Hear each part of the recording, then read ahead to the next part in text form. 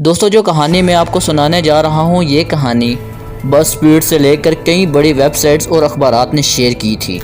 इस कहानी ने इंटरनेट पर लोगों को बेहद खौफज़दा किए रखा था। ये कहानी नेथन नामी एक लड़के की है। नेथन का ताल्लुक़ अमेरिका से है और ये कहानी इसी ने इंटरनेट पर शेयर की थी। कहानी कुछ यूँ है कि नेथन की एक फियांसे थी जिसका नाम एमिली था। नेथन और एमिली की बहुत जल्द शादी होने वाली थी, लेकिन कुदरत को कुछ और ही मंजूर था। 7 अगस्त 2012 की रात को नेथन को एक ऐसी खबर मिली जिसने इसकी दुनिया तब्दील कर दी। इसको कॉल आई कि एमिली का एक इंतहाई ख़तरनाक एक्सीडेंट हुआ है और इससे पहले एमिली को हॉस्पिटल ले जाया जाता, एमिली मर चुकी थी।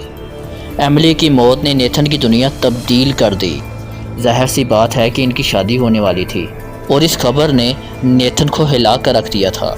नेथन ने फैसला किया कि ये एमिली का फेसबुक अकाउंट, जिसका पासवर्ड इसके पास भी था, उसको एमिली की याद में एक्टिवेट रखेगा।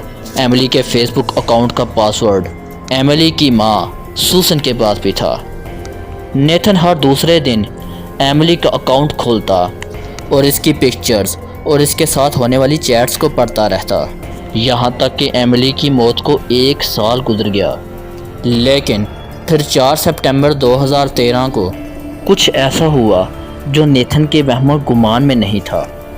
नेथन को दोपहर के 3:30 बजे एमिली के अकाउंट से एक मैसेज आया। ये मैसेज था, हेलो।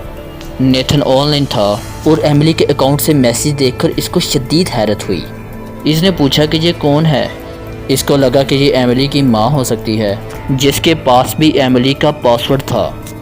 हेलो का मैसेज एक बार फिर से आया, लेकिन नेथन को समझ में नहीं आ रहा था कि ये कौन है। इसने एमिली की माँ सूसन को फ़ौरन फ़ोन किया और उससे पूछा कि क्या वो एमिली का अकाउंट यूज़ कर रही है, लेकिन सूसन ने कहा कि इसने ऐसा कोई मैसेज नहीं भेजा। दोस्तों, नेथन के मुताबिक इस बात को भी कई महीने गुजर गए और फिर फरवरी 2014 में कुछ और इंतहाई अजीब होने लगा। हुआ ये कि एमिली के अकाउंट से नेथन की पिक्चर्स पर कोई ख़ुद को टैग करना शुरू हो गया। नेथन अब काफ़ी परेशान हो गया था। इसको लगा कि एमिली का अकाउंट किसी ने हैक कर लिया है। ये कई बार एमिली के अकाउंट का पासवर्ड भी चेंज कर चुका था, जो एमिली की माँ सूसन के पास भी नहीं था, लेकिन इसका कोई फ़ायदा नहीं हुआ। इसकी पिक्चर्स पर एमिली का अकाउंट खुद ब खुद टैग हो रहा था। नेथन अब काफ़ी घबरा गया था और इसीलिए 15 मार्च 2014 को इसने एमिली के अकाउंट पर मैसेजेस किए कि तुम जो कोई भी हो, ऐसा क्यों कर रहे हो।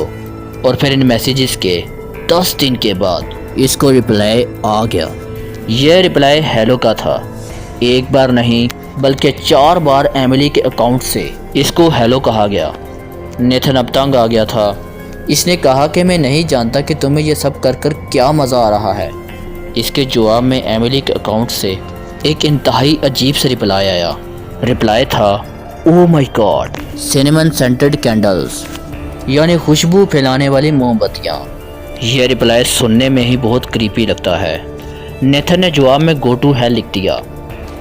एमिली के अकाउंट से फिर मैसेज आया कि नेथन तुम ऐसा क्यों कर रहे हो। यहाँ नेथन ने एक इंतहाई अजीब सी बात नोट की कि एमिली के अकाउंट से वही अल्फाज लिखे जा रहे थे जो नेथन पहले बोल चुका था।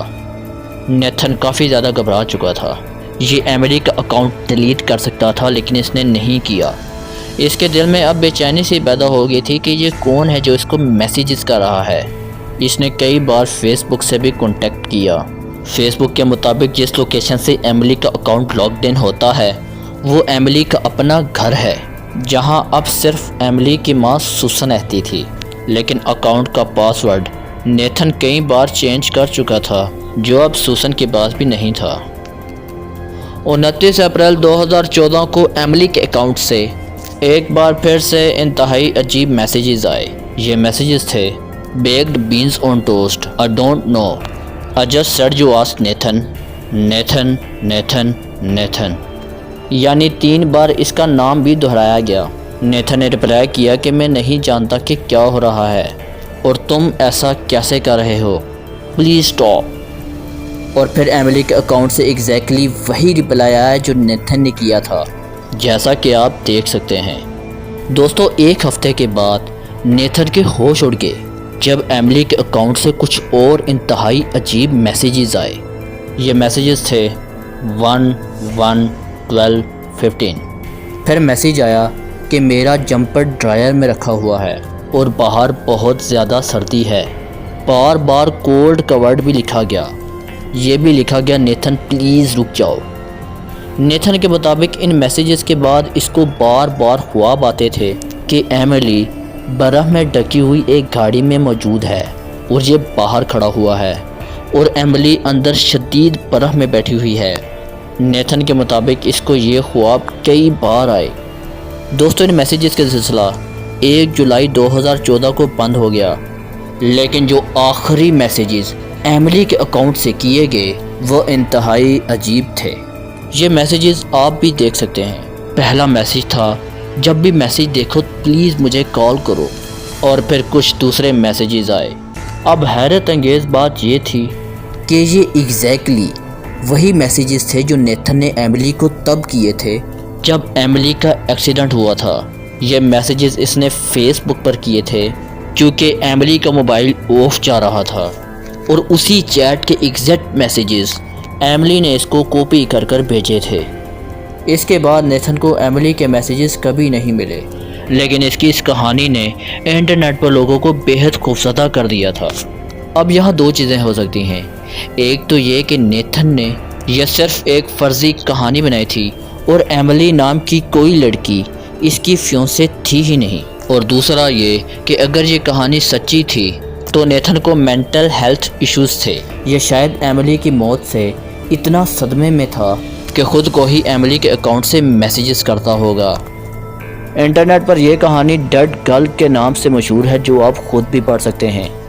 बहरहाल दोस्तों, मुझे उम्मीद है कि आपको ये कहानी अच्छी लगी होगी। ऐसे ही मज़ीद इंटरेस्टिंग और मालूमात से भरपूर वीडियोज़ को देखने के लिए इस चैनल को सब्सक्राइब कर दें और साथ बेल आइकन को भी प्रेस कर दें ताकि इस चैनल की हर नई आने वाली वीडियो की नोटिफिकेशन आपको सबसे पहले मिलता रहे। अपना बहुत ज़्यादा ख्याल रखें। अल्लाह हाफिज़।